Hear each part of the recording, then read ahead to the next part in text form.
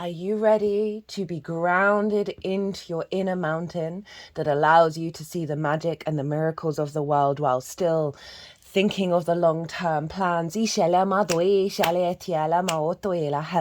and welcome to the All 12 Signs video series for the second of 2 Capricorn full moons that we've had this Cancer season.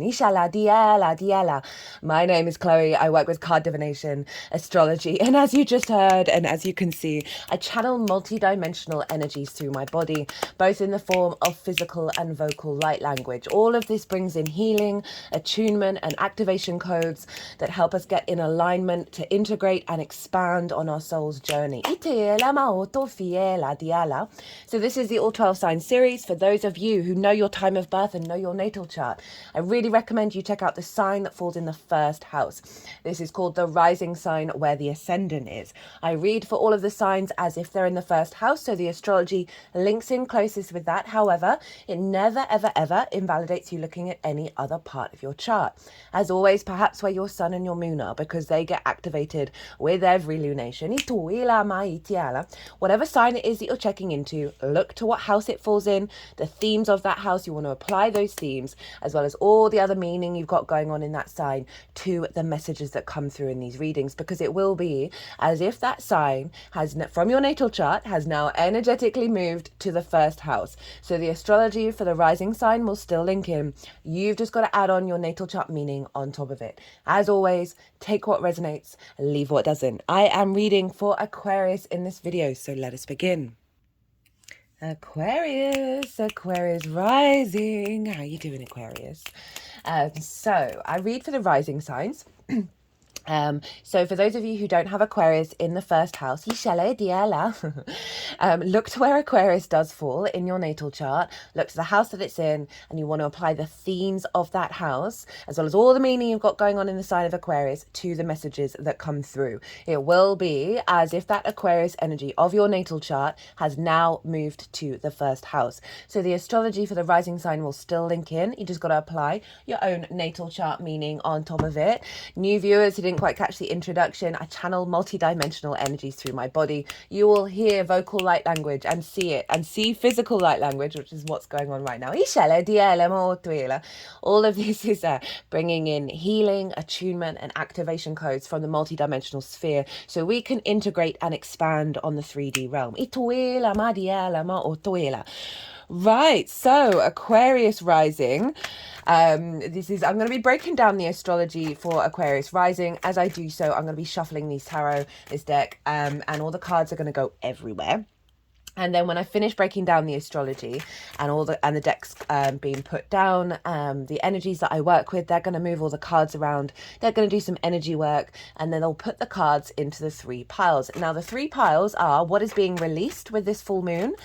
Is pile 1. What is the download, the activation code, the frequency, energy frequency that's being downloaded in the full moon, that you're then going to work with over the next 6 months that take you up to the Capricorn new moon.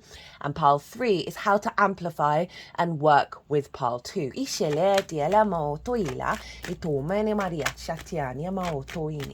So that's and then so I'll bring the tarot into the astrology at the end of the reading.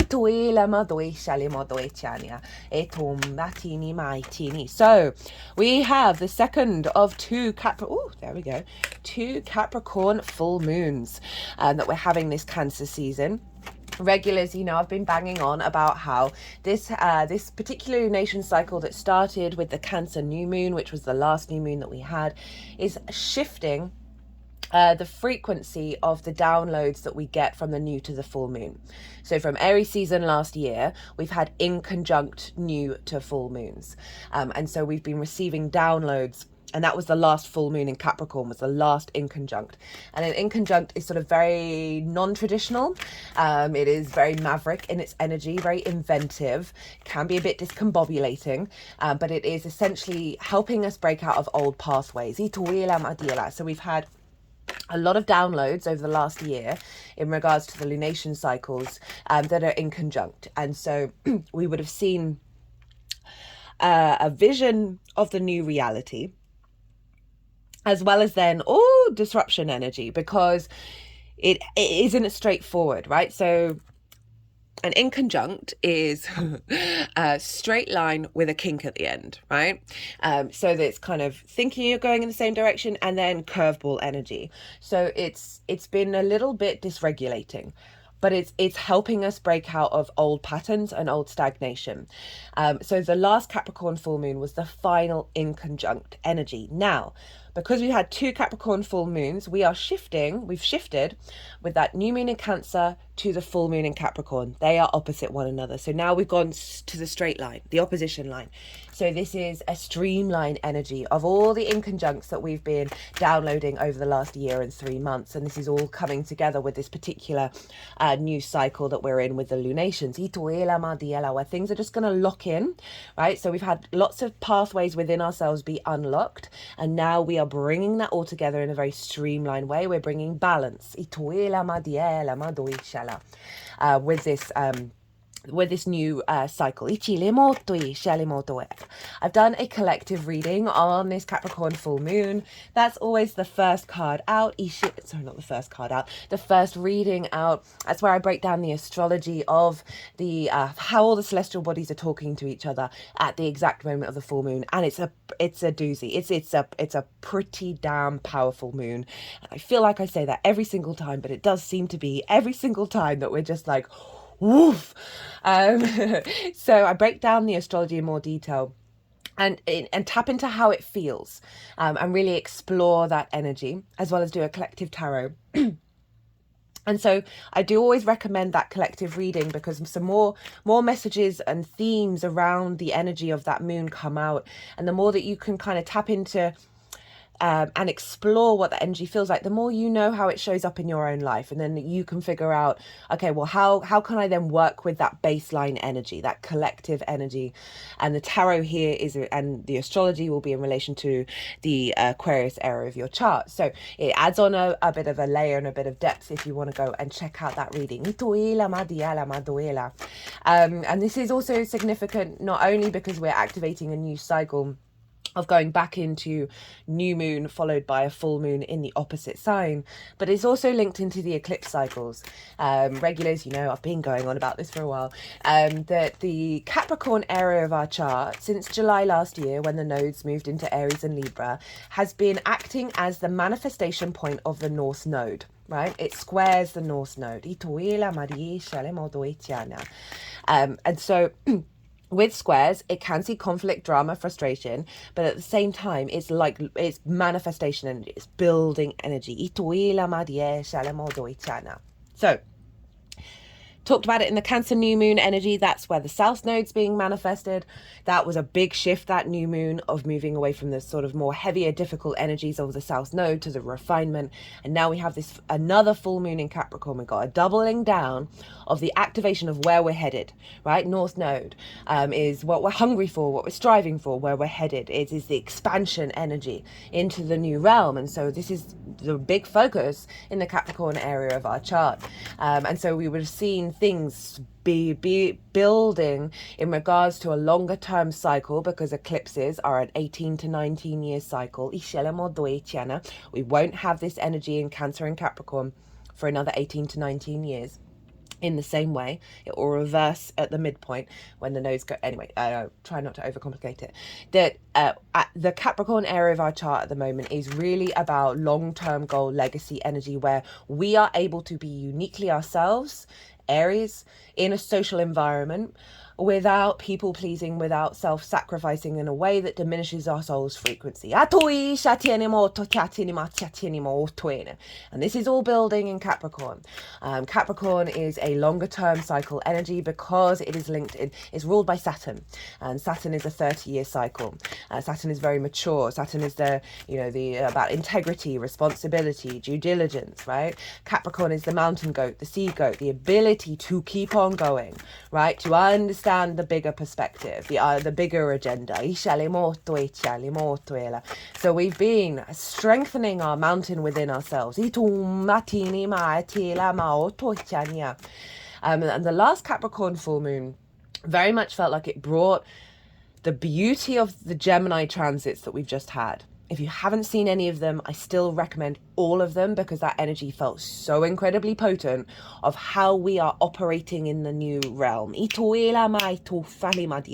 Jupiter's there, going to be there for a year. There were 2 conjunctions, Sun, Venus, Sun, Mercury. Did pick a cards for those. Go check out the pick a card reading playlist. That new moon in Gemini, very potent, conjunct Venus. That energy, that Gemini, curious energy, playful energy, has been embedded into our mountain, right? Capricorn can be very traditional and it can sort of hold on to that, right? And it's not about denying tradition. We actually have the same card that came out in the other Capricorn Full Moon reading, which was here, has now come out at the end, right, of the ancestors. It's not about denying the wisdom of the elders. If we do that, we fool's game that. It is about acknowledging the wisdom and the wounds that are there, and then being able to elevate it from a new perspective. And that's the Gemini energy of being able to shift, be mutable, right? Be able to change. And I feel like this is very much in alignment with what's coming through with this moon, of our capacity to observe, not even necessarily observe, to have a deeper root energy, ancestral earth, collective, long-term frequency within us that has the capacity to evolve beyond stagnant dynamics.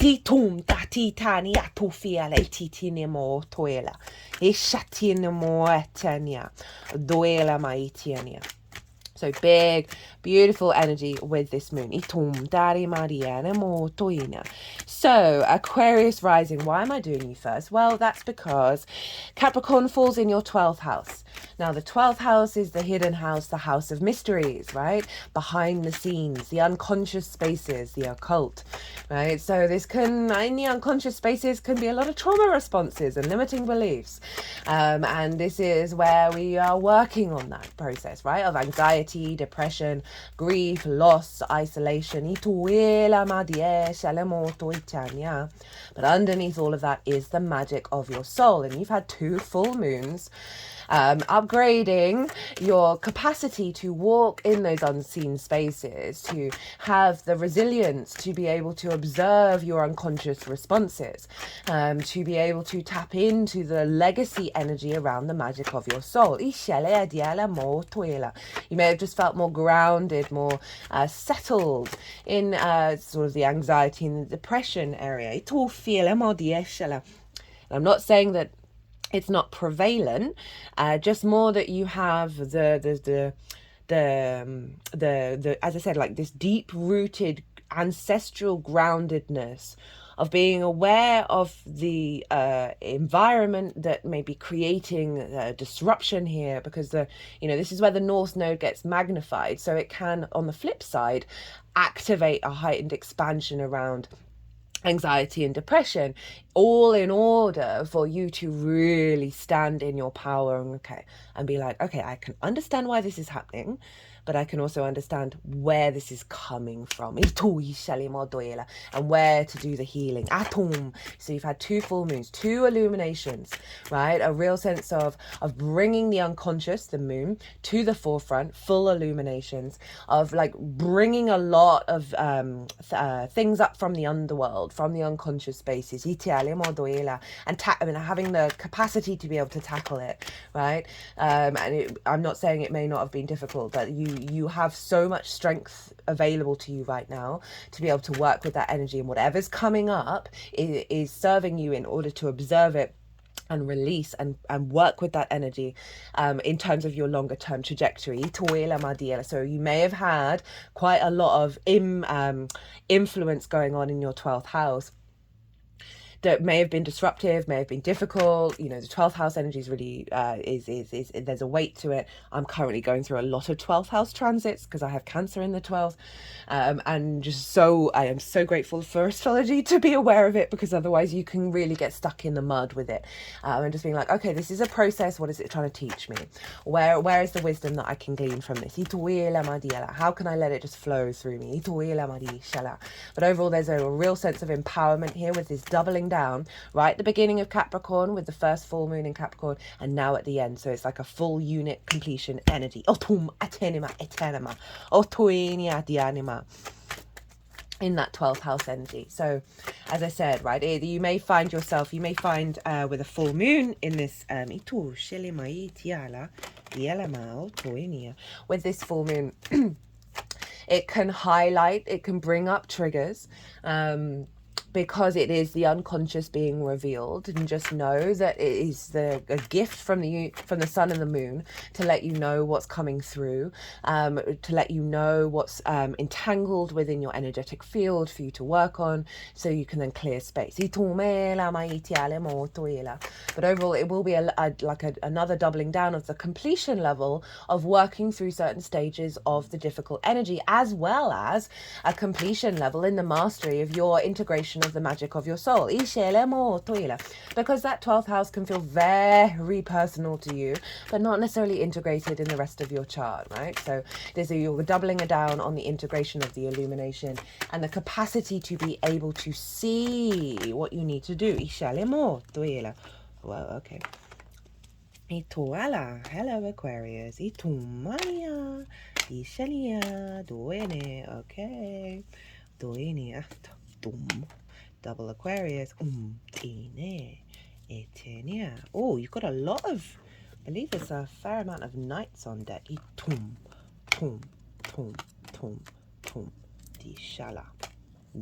Right, that's enough.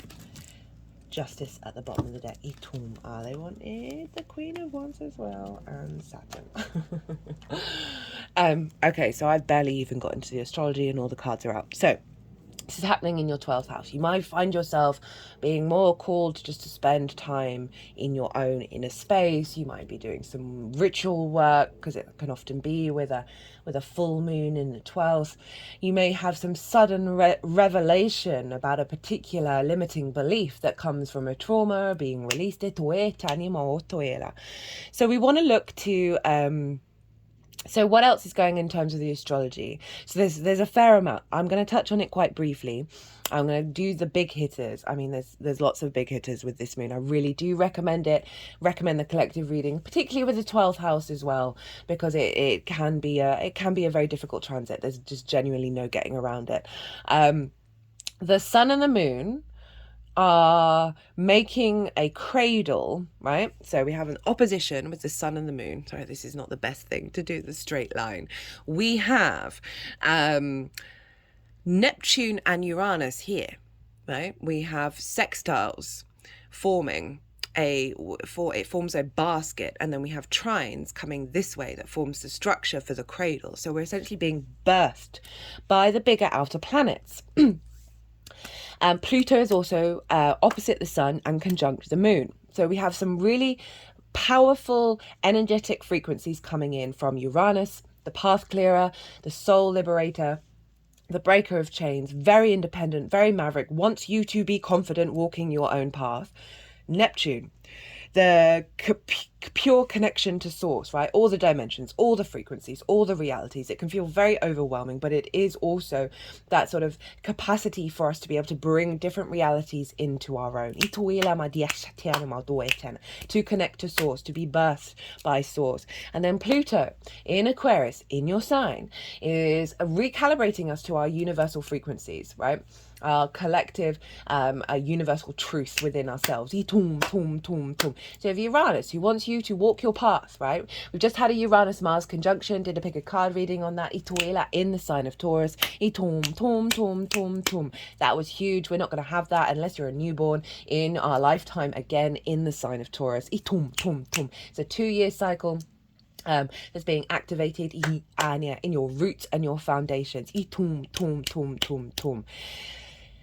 So we have Uranus in your 4th house of your roots and your foundations, your ancestors. Your private life, the roof over your head, the things that you do, your parental figures, right? So your root system. We have Neptune in Pisces, your 2nd house of your skills and your tools in order to manifest and bring resources into your life. Regular income. The things that you value, and most importantly, how you value yourself. Neptune in Pisces, which is a very synchronistic, very fluky, very non-linear energy, right? It's very sort of pulling a rabbit out of a hat. It is the unknown, the incomprehensible to our current framework. It's not that it's not comprehensible, it's just we haven't figured it out yet.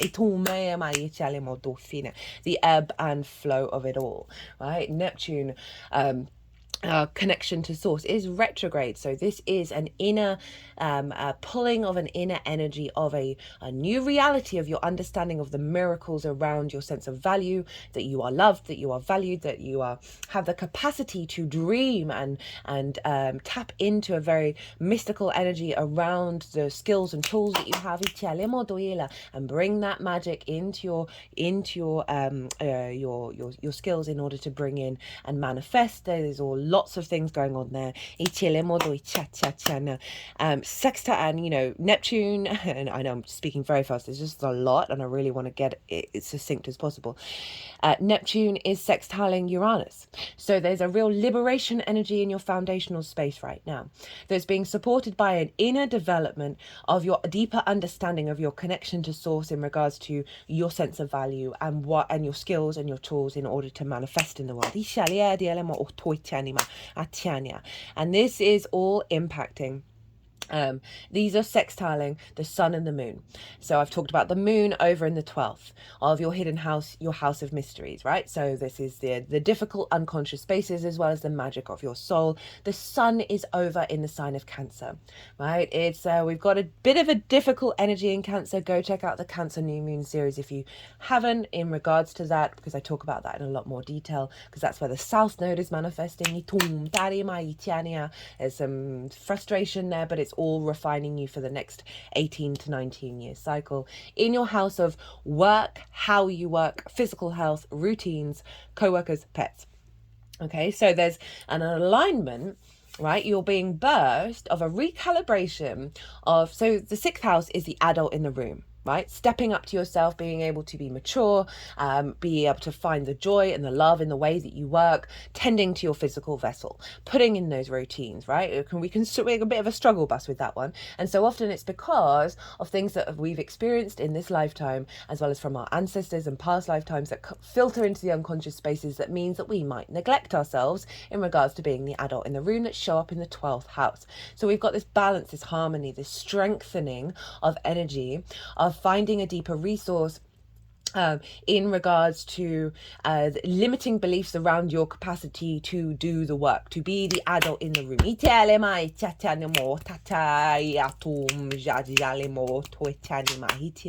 But it's being cradled, we're being birthed with Uranus and Neptune, who want you to walk your own path. And Uranus wants you to be confident in your soul's path. Neptune wants to assist and bring in a very strengthening energy, retrograde, so an inner experience of source energy within yourself, of having the confidence in who you are and what the skills that you do. Pluto, meanwhile, conjunct the moon, apologies. It's out of sign, but they're very, very closely conjunct because it's in your sign, Aquarius. And opposite the sun is making sure that this is in alignment with your universal truth of self, like your first house, how you embody your sun or your moon in your actions and your deeds, right? It's your sense of self, it's your character, it's your body, it's how other people see you, because they see the lens in which you move through the cosmic waters, because your ascendant in the first house is your navigator, right? The navigator is told where to go by either your sun or your moon, depends if you've got a day or a night chart, but it has its own way of getting there, and that's your Aquarius energy. So it's all going back to self in regards to, right, okay, well, how am I grounded in this world? In a magical reality.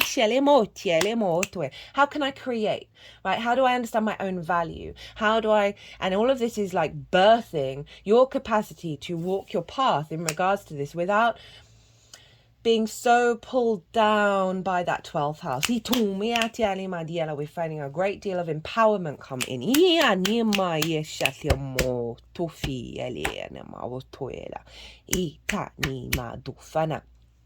So let's look to where Saturn is, because Saturn rules Capricorn. And so whatever's going on with Saturn is influencing the moon.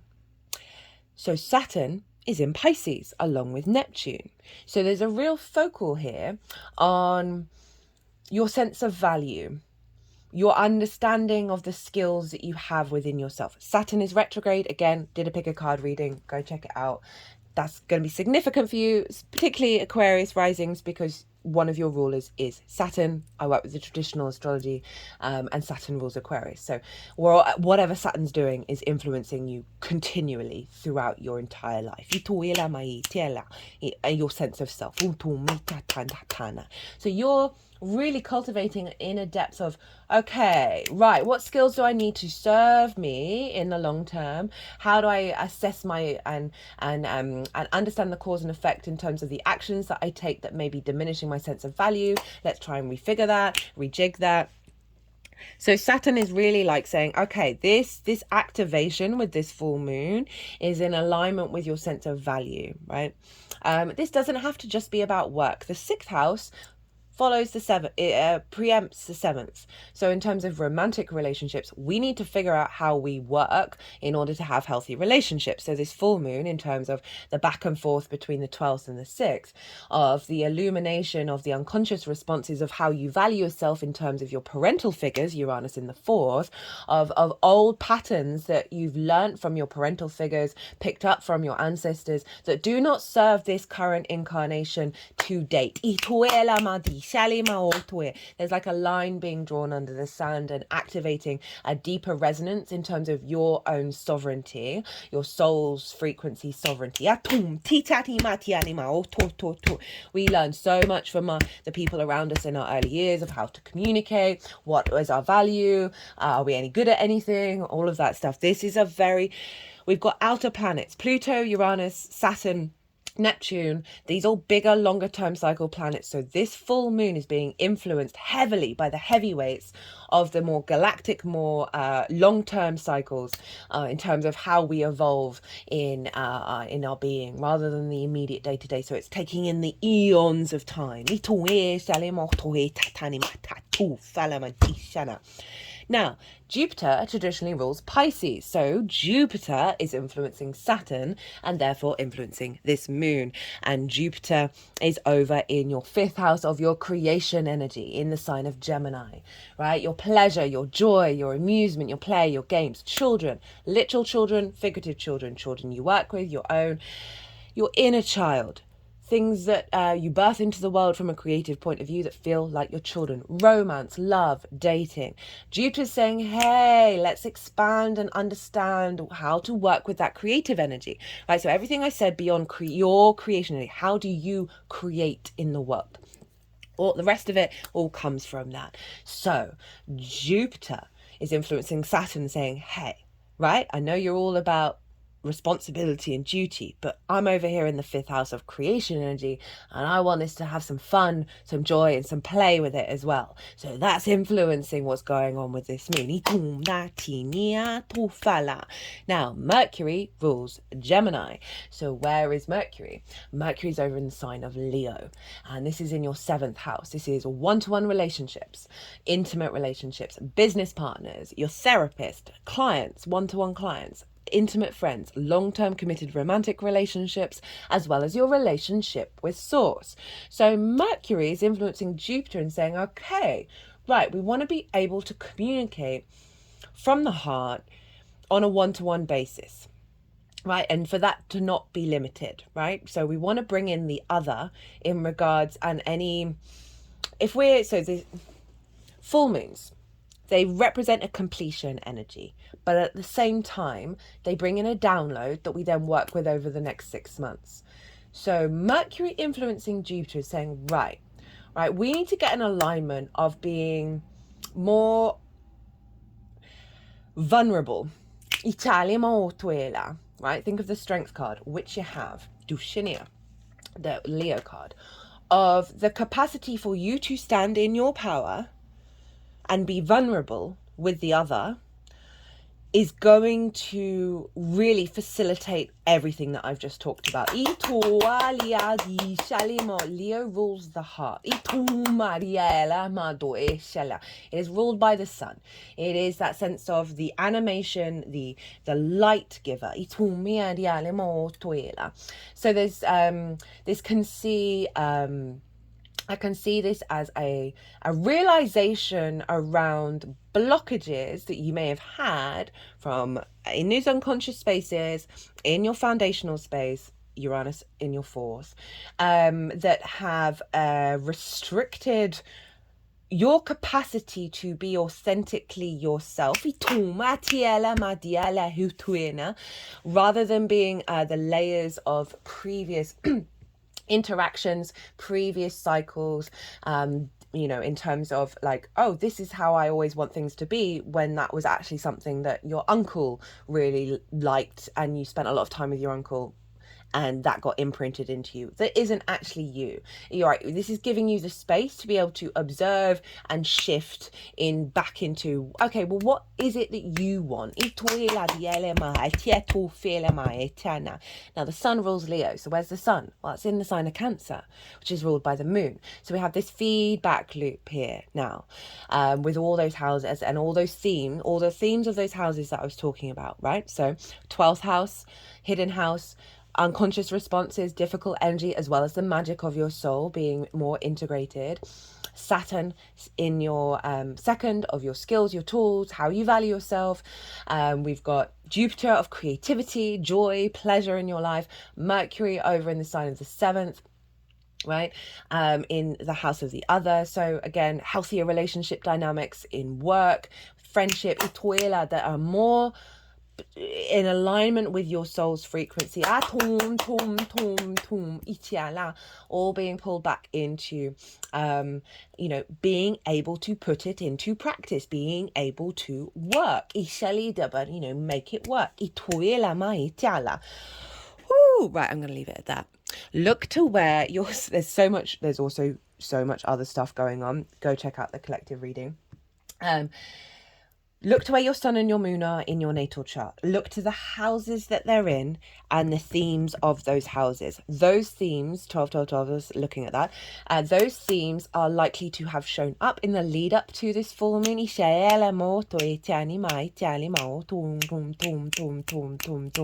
As well as play a role in how this unfolds over the next 6 months. So if you're doing sort of intention work, manifestation, you can, go with your intuition to see what you want to apply with that. Definitely see a release of blockages around the way that you collect information and communicate in regards to your capacity to in all the themes that I was talking about, in understanding your value, being able to walk your path, healthier relationship dynamics. That's all kind of tied into this very, very powerful moon, particularly because of Pluto being in your sign, Aquarius, because it's all then like the magnetism that Pluto retrograde of the inner transformation at the 29 degrees. So it's like a full completion cycle. Right, okay, so I am going to go consciously quiet. I'm going the energies that I work with. Diala. Oh, I like that they put the Three of Pentacles at the front, right? So that's half the deck, isn't it? This is about collaboration, right? Also mastery of self, so very appropriate to the bottom. So the energies that I work with, they are going to move all these cards around. They are going to do some energy work, as well as put the cards into the 3 piles. When they've done that, I will then bring the tarot into the astrology. I'm going to soften my mind. I call you to soften yours. You just had lots and lots of information. Let it all settle. Don't try and overthink it, and see what intuitive hits come up for you in relation to your personal understanding of what's going to show up and how you're going to work with this. With this full moon. Oh, that Knight of Cups was winking at me. as how this unfolds. Itum tashilema itiela aliado etinia ot tianima elama atinima otoenima hitinia dum shanimo tinia etinia no enia itumpi tinia chatania alimena doinia madia chanimo tufinia atin tin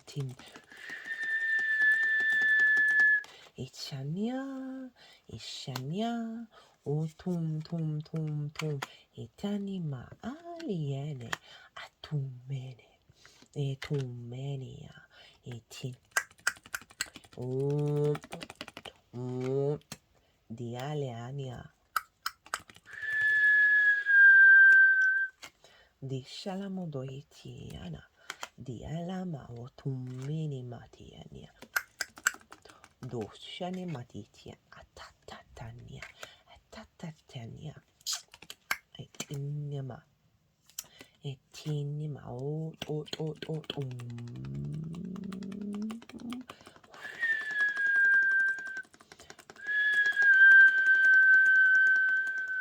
So this is the Four of Pentacles there, and I'm just feeling very strongly that it's releasing a lot of things that you've held on to, gripped too tightly on the unconscious levels.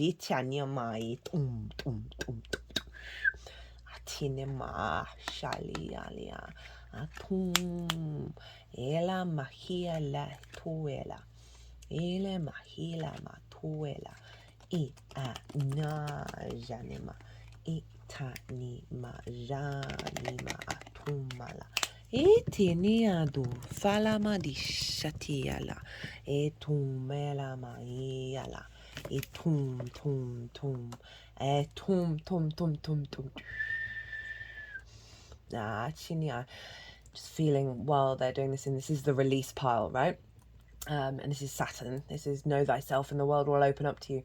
That there's been a block that you would have signed up for in your unconscious that's been being removed. Itatinia with this full moon, that is opening up a bigger space to you knowing a part of yourself that has perhaps been hidden in the unconscious for too long and not integrated.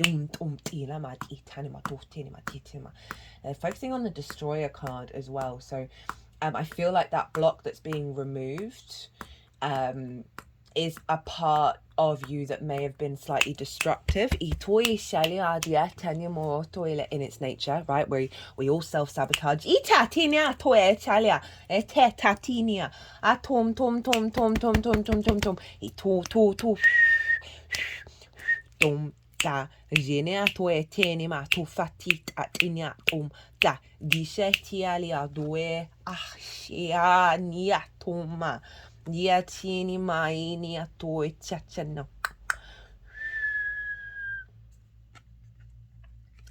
Okay, so we're going to remember that strength was in the reverse there because they wanted to put that elsewhere.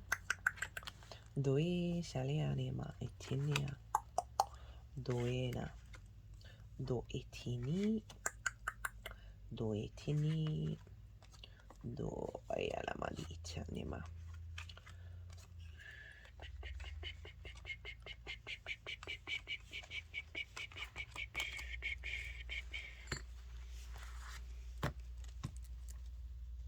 Itiana, tu shale maritiani ma, oina marana madurteni matala, a tu faliania, eana, tum, di shaliania, o toni.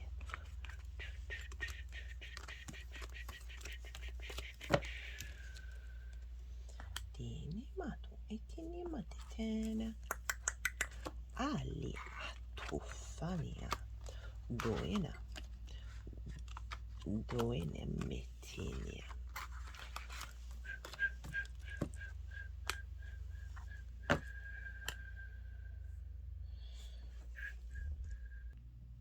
Right, Aquarius, let's crack on. So what's been released in the lead up to this full moon?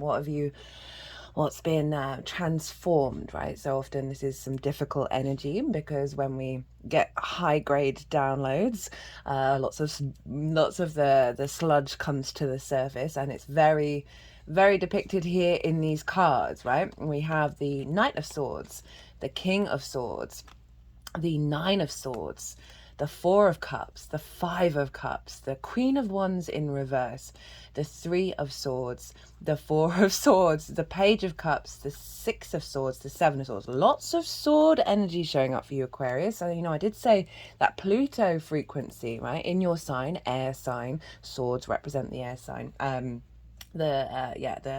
The mental sphere, that this is all inherently, the magnetism of Pluto is bringing it down to you and your perspectives and your understanding of self. So this is what's being released now. We've got the Knight of Swords. This is a sort of what I'm picking up. I always go with what's the first thing that comes into my mind, and this is a sense of a lack of impulse control, right? And so this can be like the unconscious responses, right, being activated through your embodiment, right? Knights embody their suit, and so there's a very fast moving knight, right? So it's kind of like that that impulse from a trauma response and limiting belief. That,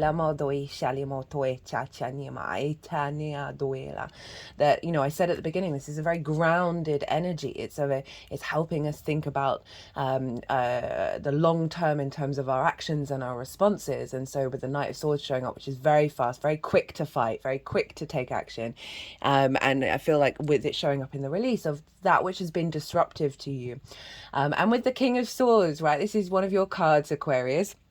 Right, the King of Swords can be a bit stubborn, right? Fixed energy can be very stubborn. I say that as someone who has predominantly fixed energy in my chart. That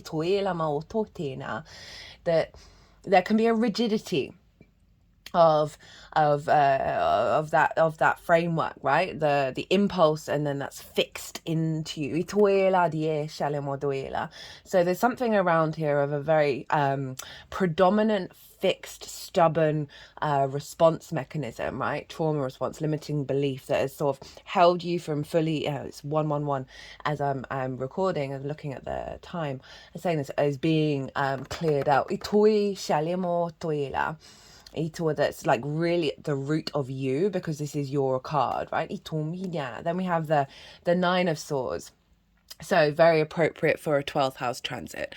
Okay, so this is like the sleepless nights, the worry, the anxiety, the fear mindset, right, of regret about the past and worry about the future, which fills us full of adrenaline and cortisol, which means our brain actually stops being able to process things, stops being able to think about things, where we're not able to enjoy our lives, right? Because this, the point of this card is to look at the roses here on the blanket and really get present. So this is, once again, so this is what's being released with this full moon, is a layer of anxiety and worry that you've had to deal with that's quite fundamental at your core, right? So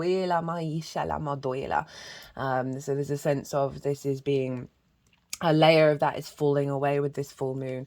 We then have the Four of Cups and the Five of Cups. So now we're getting some emotional energy here that's being transmuted. And the Four of Cups is very much, comparison is the thief of joy, right? Of feeling that flow and alignment and celebration and abundance of the emotional being is out of reach, and seeing other people have that and not necessarily, and feeling a bit like, oh well, I don't have that, and feeling a bit heavy. This is depression card, right? So this is the anxiety card, and this is kind of the depression card, both of which fall in the 12th house. You see the arms across, the legs across, there's a level of stagnation here.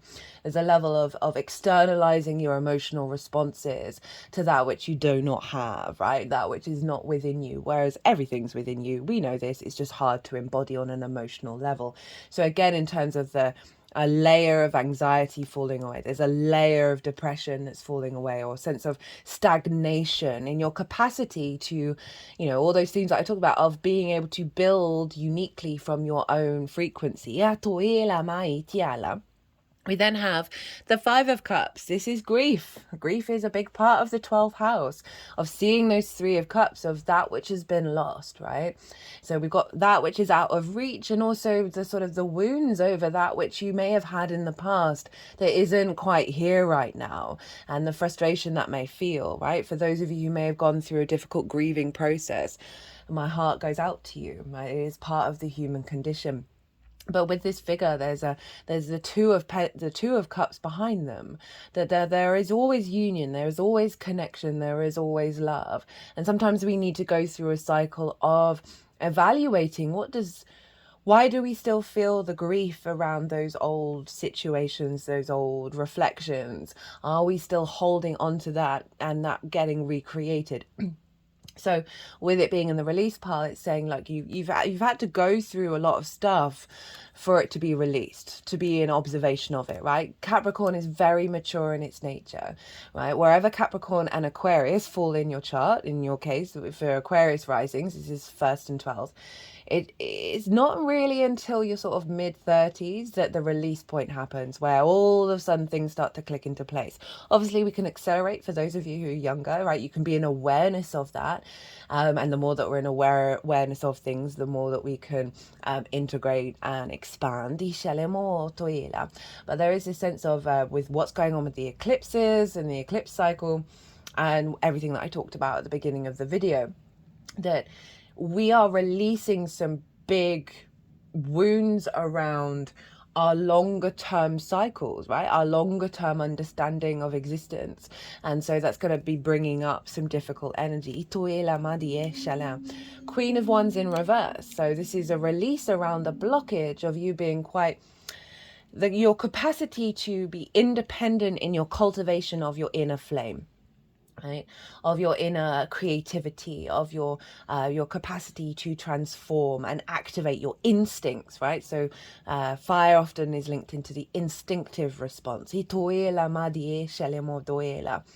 so this, with the Queen of Wands in reverse, like queens, they cultivate, they nurture, they nourish, they bring depth and nuance to a situation. So there may have been a block of you really being able to observe your instincts and cultivate them and really bring a level of maturity to them. However that resonates for you, it may be in varying different scales, that there's a block that's being released here. If we link back to Mercury being in Leo is a fire sign. We also have the Strength card showing up, and remember that was in reverse as well. So there's something around the one-on-one relationships, however that shows up in your life. As I said, source, business partners, intimate friends, romantic relationships, all of that kind of thing, of a restriction of you being able to cultivate certain dynamics and cultivate the warmth of that, right? So that the Queen of Wands in reverse, in the release file, is saying there's a removal of a blockage of your capacity to cultivate that fire on a one-to-one basis, followed by the Three of Swords. So this is the heartbreak card, right? I mean, it's not just about romance. It's any ideas, preconceptions, words, whispers, constructs that we have within us that distort our heart's frequency, that then causes the grief and the sadness and the heartache of our soul, right? It's a very powerful card. And so there's an element of release around these. So you think about that restriction on your heart space, there's a release around that with this coming up in the first pile. And then we've got the Four of Swords, with the Page of Cups, the Six of Cups, sorry, the Six of Swords and the Seven of Swords. And this feels like what you've been doing in order to work through this. So Four of Swords is being in awareness and being able to contemplate that Three of Swords. The Three of Swords, they're now not in the heart, but so they're not the visceral emotional connection to it, but being able to observe, and knowing that you are held by something bigger than yourself, and being in a state of meditation and prayer and a very inner space in order to find the truth, the Ace of Swords. So you've been going through a process of being reflective of all of what I've just mentioned here, with all of this difficult energy.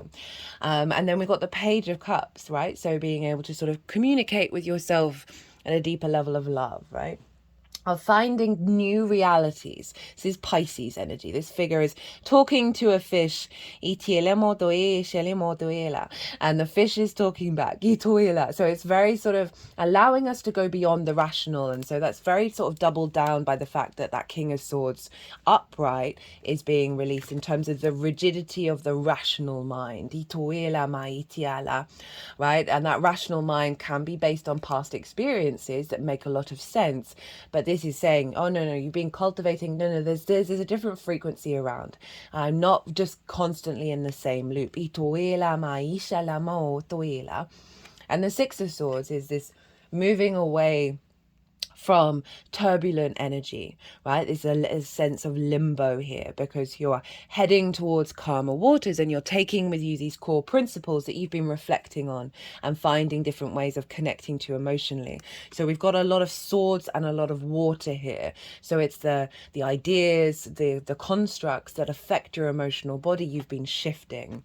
And it is an acknowledgement that in the lead up to this full moon, that there's an awareness, maybe on the unconscious levels, all depends on where on your chart and what's going on.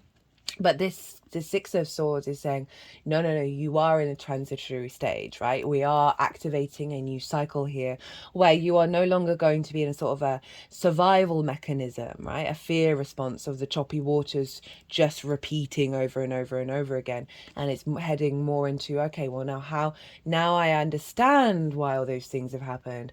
Who am I truly, right? And how do I thrive? And it's come with the final card is the Seven of Swords. I love the Seven of Swords. Seven of Swords steals away conflict, right? It's carrying the Five of Swords. And for me, that is the most difficult card in the tarot. And that represents domination and subjugation, like hierarchical structures that aren't about equality. It's very conflict energy.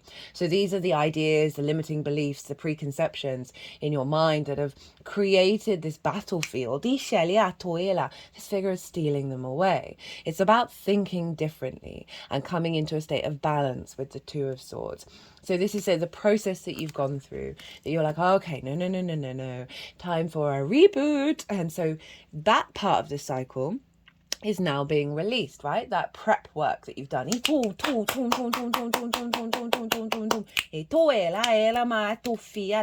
I'm feeling called to sort of reflect. Oh, hello, Jupiter as well. The Hanged Man in reverse. This is Neptune.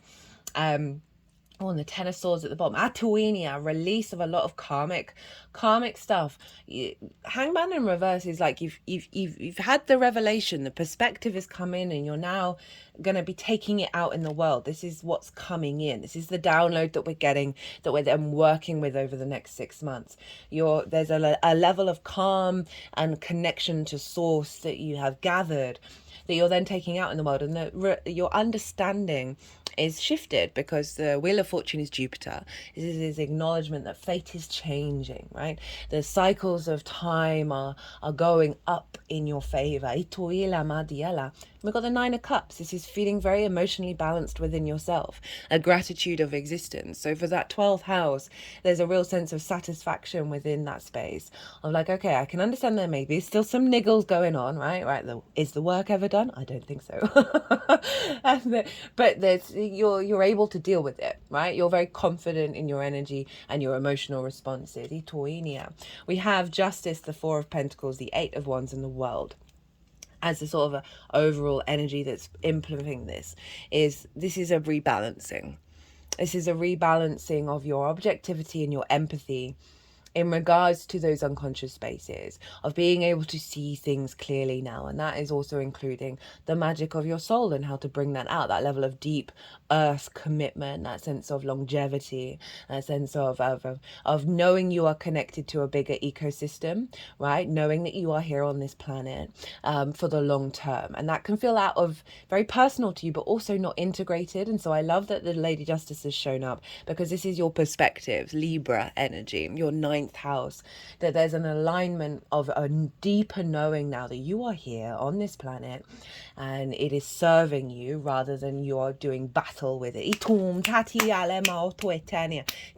is going to be dipping back into Capricorn for a couple of months at the beginning of September, so that's going to really double down on this moon, right? This activation of this moon. We've got the Four of Pentacles, Eight of Wands, and the World. I love this combination of cards. Four of Pentacles for me is your inner frequency, sovereign in its nature, not being distorted by the external, and being able to create structure, safety, security. Feeling very in your unconscious space, very in your power, and building from your inherent soul's magic rather than the distortions. Eight of Wands. This is Mercury in Sagittarius. Mercury will be retrograding in Sagittarius later on this year, but this is about alignment. This is all things are falling into place with the world. Hello, Saturn. Right, know thyself and the world will open up to you. Right, the more that we peel back those layers in the unconscious spaces, and the more that we realize so much of what we think is us is not us at all. It's society, it's the collective, it's our parental figures, our friends, our ancestors, our past lives. And the more that we are at peace with our knowing that that's influenced us, but there is something deeper underneath that is truly your innate frequency. And the more that we operate from that place, from a place of integrity, Saturn's all about integrity, the more we clear the space, the energetic space, for the world to then co-create with us. So I really love, I feel like I could just finish the tarot here because that's kind of summed up everything, but we will crack on. Okay, so what download are you getting? Four of Wands, the Sun, the Emperor, Strength, the Knight of Wands, the Nine of Pentacles, the Three of Pentacles, the Ten of Pentacles, and the Star. Powerhouse. Okay, so I love that the Four of Wands is showing up straight away. So this is the download of the full moon that you'll then be working with until the new moon in Capricorn, right? So this is the energy that's around you right now. To acknowledge, this is about a milestone, a celebration of having put in the hard work. I link this into the harvest, right? So, it takes, you gotta do all the groundwork, you gotta let everything grow, you gotta tend to it, and it takes a while for the harvest to come in. And this is saying the harvest has come in. And now there is actually a cause for celebration, right? You're going to feel, okay, I did the damn thing. There's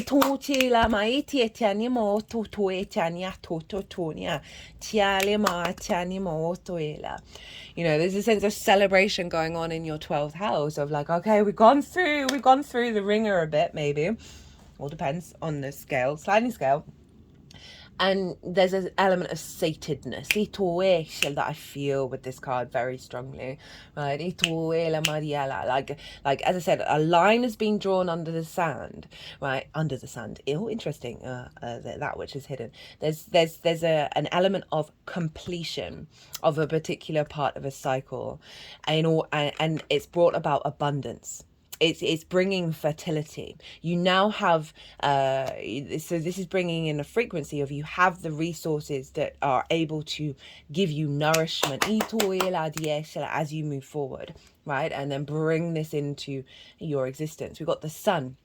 This is vitality, animation, freedom, joy, play. It is the biggest yes card in the tarot, right? We've got the inner child here, right? Remember, Jupiter is governing Saturn, who's ruling this moon in your 5th house of the inner child, right? So much in our unconscious spaces is programming that we have from our early years, right? And now there's a real sense of liberation here, and there's visibility, right? So there's a real clarity coming in that unconscious space, ituela, right? And I was saying about how you are now with that Uranian and Neptunian energy of, there's a frequency coming in of you being able to walk your path, right? That isn't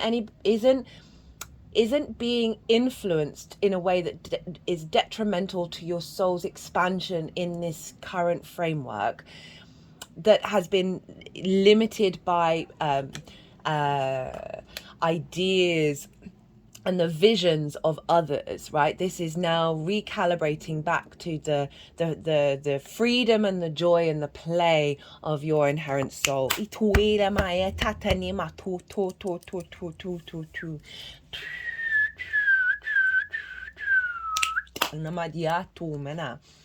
And that's doubly backed up by the Emperor, right? The Emperor, this is Aries energy, but the Emperor represents the true embodiment of divinity and sovereignty through the experience of your own individuality and the wisdom that you gain from that, right? The power that you gain from understanding your essence and the way that you respond to the world and what you've learned from your experiences all coming together. And I love this showing up in the 12s along with the sun, of like a real sense of command in that 12th house, right? A real sense of, I am in my power and I feel sovereign of you, the I am of it all, the Aries energy, right? And here we have Leo, right? So that Mercury in Leo, that house of the other. But if we just think about just the strength card in and of itself, this is our mammalian instinctive self. And this is our higher mind, right? Our higher self. And they are working together through love and kindness. They are not trying to dominate one another. They are respecting each other's energy. They understand. They each have different things to bring to the table. And when they work together, they create the infinity symbol, a generator of power.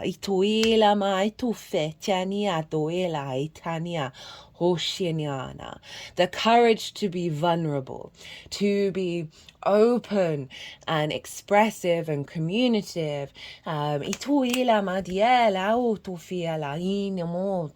understand the wounds of another and not take advantage of it, to share one's wounds without fear of being harmed. That is sort of hitting the heart space, not the heart chakra. I just had the wake up in my head. And I also then just heard, you are safe. We are safe to be vulnerable. Following the Emperor, honoring the I am of self and the I am of everybody else, and not entangling ourselves with expectations and assumptions, right? That's the best way to go into strength, of being vulnerable and being aware of all the possibilities of the consequences of that vulnerability, and still standing in that power and still being like, I'm still doing that anyway. That takes such courage. So there's so much courage here that's coming in for you. And there's also this blending of those unconscious spaces that is creating a level of strength and will within yourself. And then we have the Knight of Wands, the embodiment of all of this, right? Your capacity to take that out and bring it out into the rest of your chart, right? Knights embody the suit and the element that they represent, right? The sense of creativity, of instinct, of transformation, of, it's very independent energy, or likes to move, our passions, right? So this is you feeling very protected as you take that out in the world.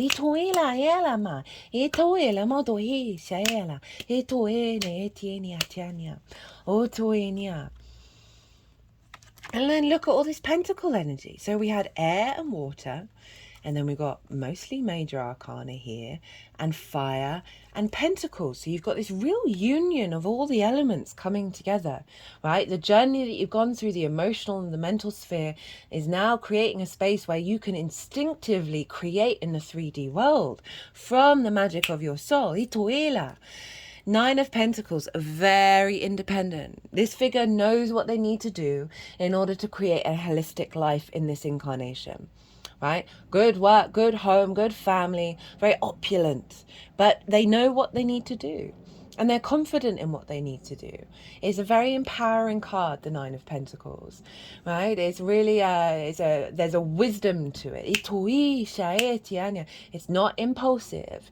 It has a clarity within it of how to create in the 3D that brings about a sense of, oh, I'm finding the abundance in all the spheres of my 3D realm. And having that in the 12th, like a real sense of empowerment of, okay, now rather than the Knight of Swords of like that impulse, instinct based on frameworks that may cause, interest, the Five of Swords is the only other card that has these jagged clouds that can represent sort of discordian energy.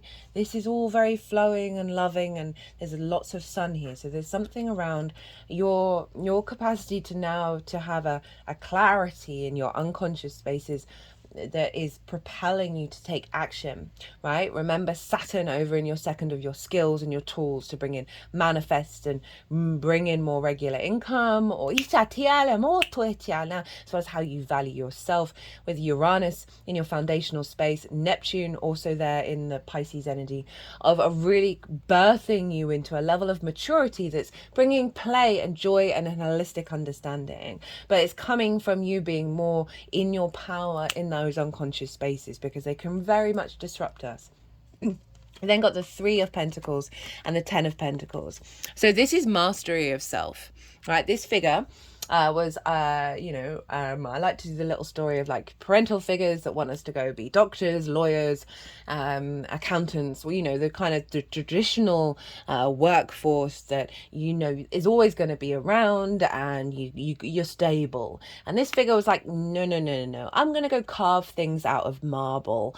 And they went and walked their own path. This is, very kind of Uranus in the sign of Taurus, of like wanting you to walk your path and create in the 3D realm from your frequency.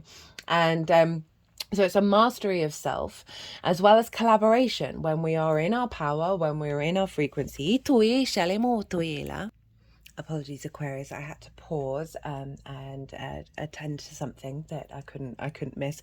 So we're talking about the Three of Pentacles, and as I said, mastery of self, which then it draws in collaboration. So I was talking earlier about that Mercury over in Leo, of your capacity to collaborate with others in a way that isn't limited by those old paradigms.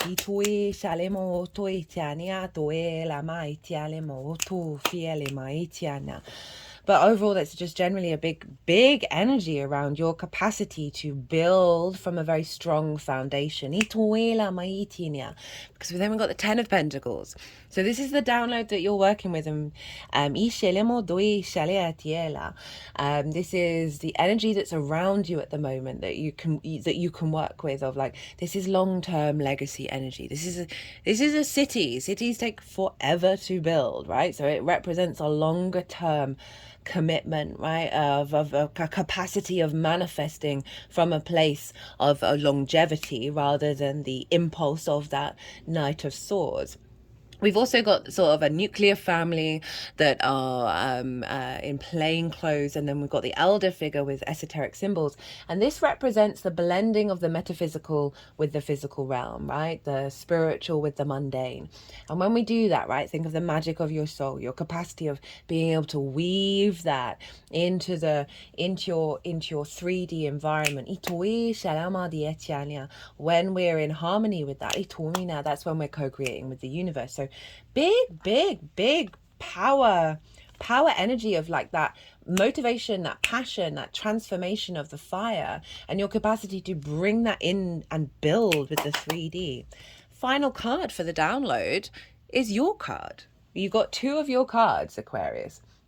King of Swords and the Star. These two cards are also Aquarius energy, just FYI.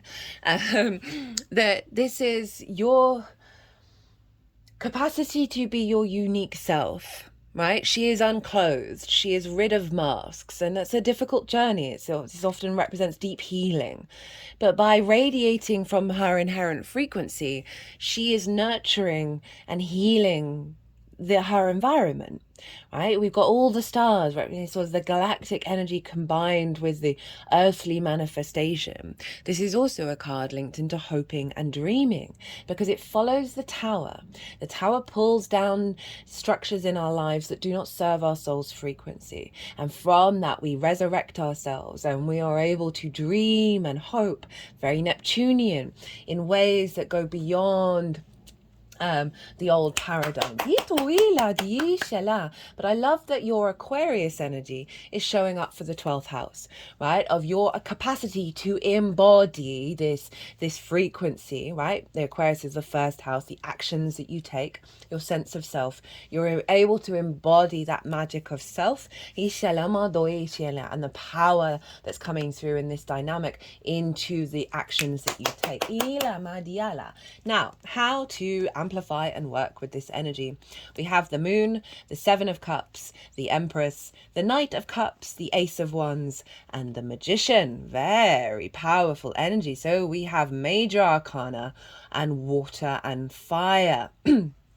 So we are blending these two energies, right? The water that came through here and the fire that came through here. That's sort of a deep emotional resonance of your spirit. Now, the moon is the Piscean card. This is calling you to get into your sensitivity, right? Your soft spaces, the unknown spaces, right? And allowing yourself to tap into more sort of like psychic natures or the non-rational energy, to see what comes through from that space. So this could call you to do sort of like a little meditation in the morning or in the evening or whatever you're called to do, like calling on the energy of the moon. You might also want to look to where your moon is in your natal chart, because that might be adding on a layer of the themes of the house that it's in that you might want to bring in.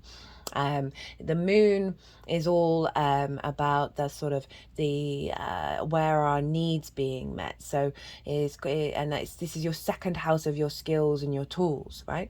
And how you manifest in the world. You're bringing regular income. Your sense of value is calling you to reflect on those things, to observe and tap into a more undulating energy rather than plan.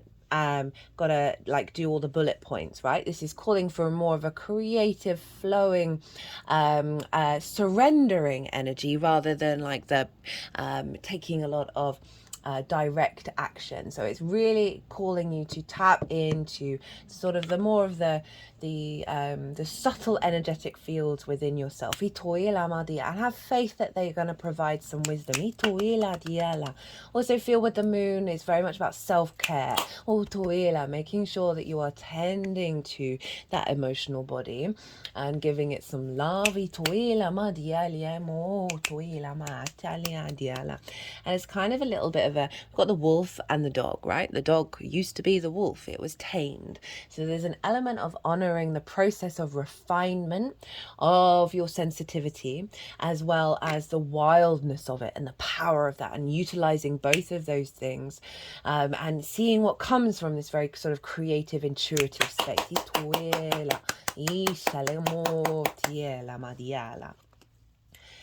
Got the Seven of Cups. For me, this is a channeling card, right? So we're all channelers, by the way, FYI. We're all intuitives. We just do it in very unique ways that aren't necessarily the stereotypical ways.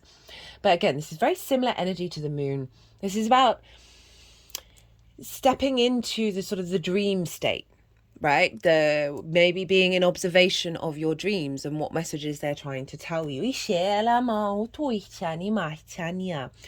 Of cultivating a level of fantasy, delusional fantasy about what you can possibly comprehend.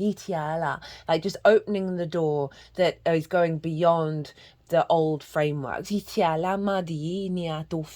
this is about lots of different options and possibilities and exploration. It's sort of very much the fantasy energy.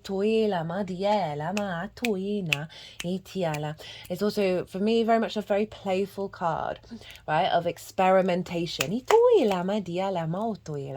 also saying you don't necessarily have to choose. You don't necessarily have to have a definitive understanding of what's going on. It is about creating space for you to be more playful, be more explorative, maybe perhaps go down some rabbit holes, some wormholes in the esoteric sphere and see what comes up, what resonance you're connecting to, that can help amplify that magic of the 12th house.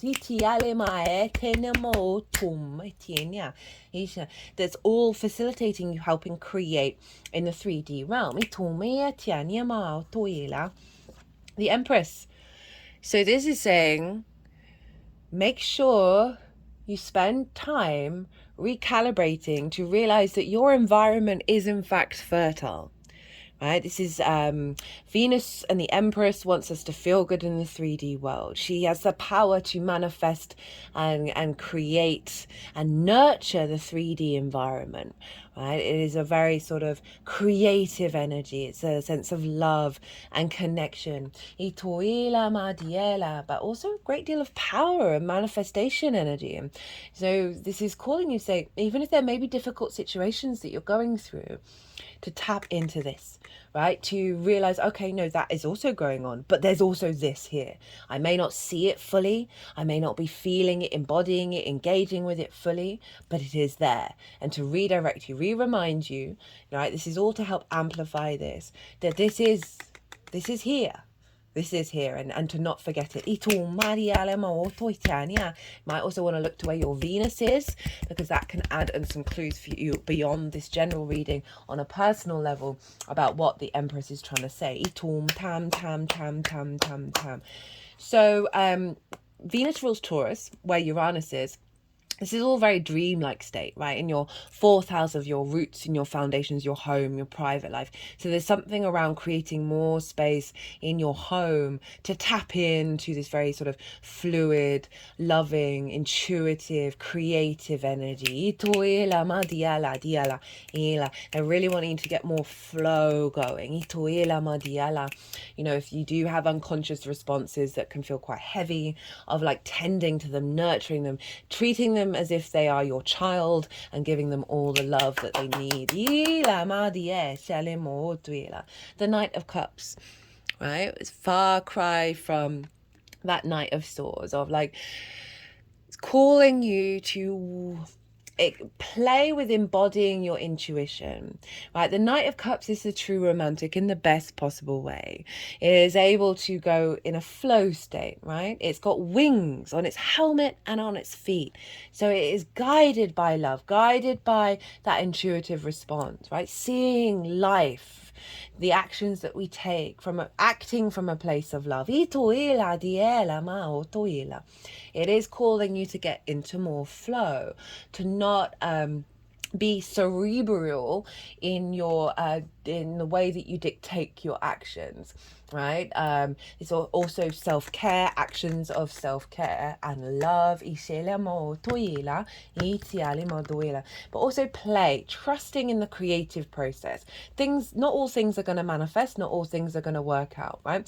But it's the creative process, the curious process that we go through when we embark on that fluidity, when we just try and experiment and see what happens without the expectations and assumptions. But overall, it is saying, like, try and get into your heart space and operate from a place of love, particularly in the way that you engage with any difficulties that you have in the 12th house, in terms of the grief, the anxiety, the depression. Is like, basically love bomb the F out of that energy. But I do feel like you're going to be getting a lot of support from Source by embodying the Knight of Cups. Ace of Wands, right? This is a renewal of your passion, right? This is the spark of the idea, of the creativity.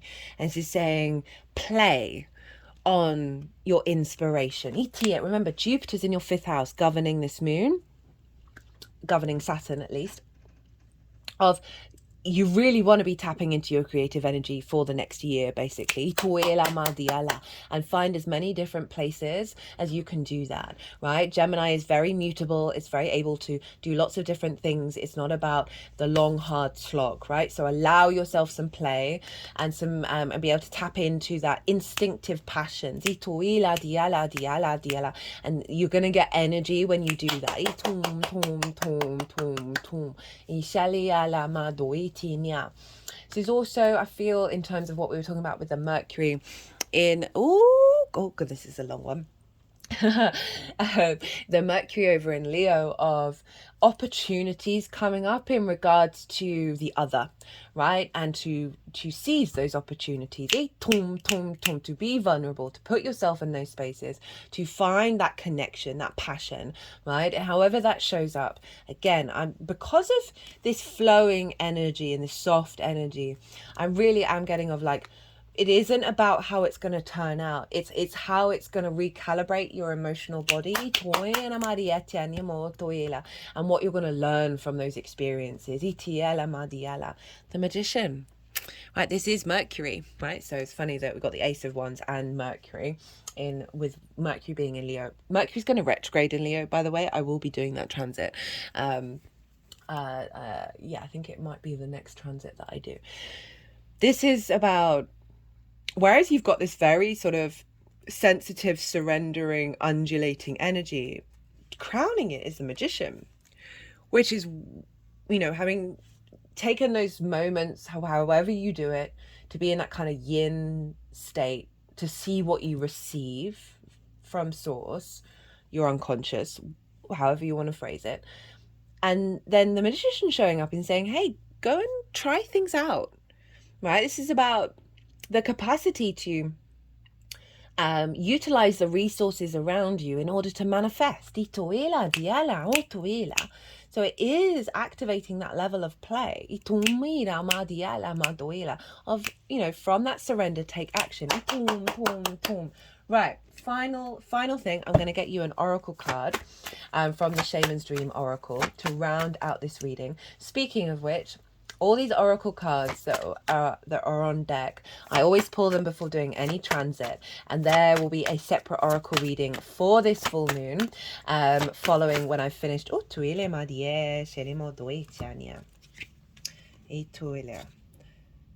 so I'm not going to read all of these. But I'm going to tell you what they are. We've got the Dream Thief, Refusal of the Call. This card is all about moving in a space where we quieten the Dream Thief by just being in a flow state and taking action, right? Of just being in a state of momentum.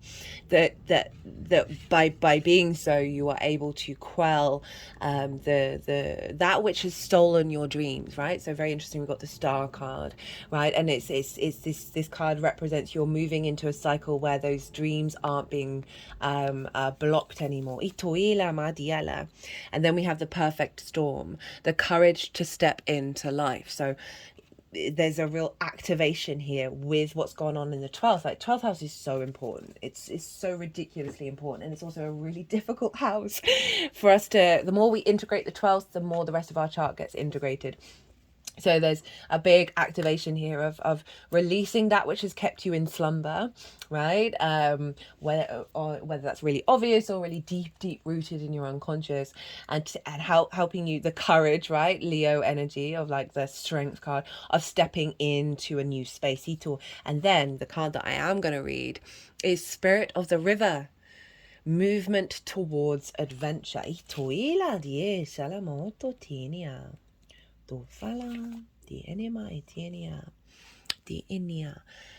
Movement towards adventure, addiction to problems, allowing and trusting the current. Spirit of the river invites you to step into the flow, to stop swimming against or avoiding the current. Allow the waters to carry you downstream, away from the eddies and whirlpools. It's time to heed the call of a new adventure waiting for you. Stop working on the problem for a while.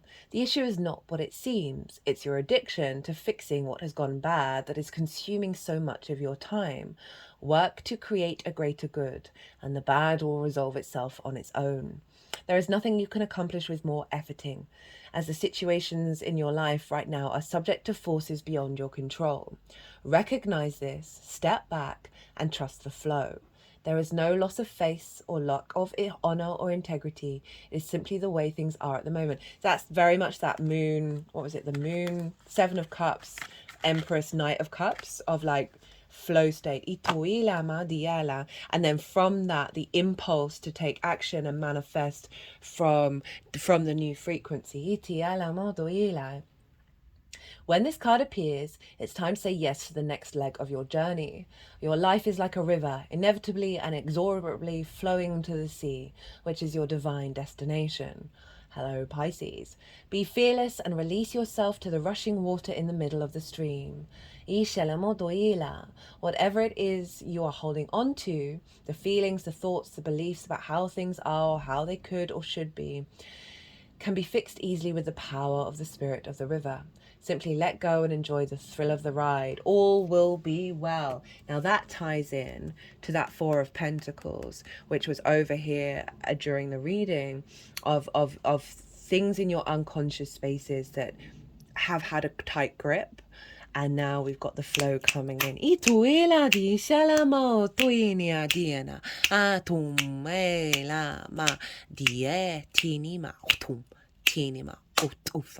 Right, Aquarius, I'm going to leave it at that. I hope you enjoyed this reading. I hope it resonated. If it did, or you just like the tarot and learning about the astrology, it would bring me joy and help the algorithm if you hit that like button. If you want a personal reading and go deeper dive on this, my website, or about anything else at all, my website is in the description box and my email address is on the website. It's also on the community page. I also have an Instagram, so you can DM me, we can chat. My Virgo sun loves to facilitate each and every individual client, so we'll figure something out. But other than that, Aquarius, be good to yourselves, be good to those around you, safe travels, and be well until we meet again.